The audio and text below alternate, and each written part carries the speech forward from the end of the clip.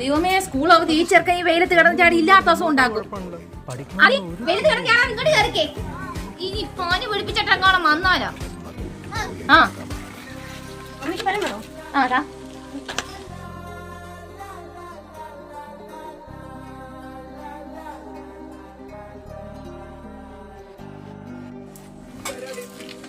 ചെറുക്കൻ വീണ്ടും പോവാന്നോ?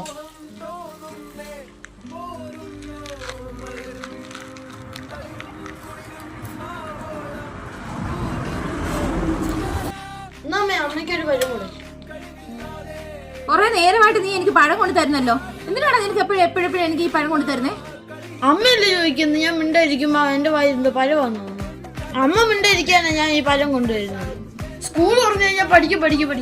അവധിയായ അപ്പുറത്ത് പോകാനും പറ്റില്ല, ഇപ്പുറത്ത് പോകാൻ പറ്റില്ല. എപ്പോഴും വീട്ടിൽ തന്നെ ഇരിക്കണം. അപ്പൊ പിന്നെ ഞാൻ പഴമില്ല, പിന്നെ എന്ത് കൊണ്ടുവരണ്ടേ?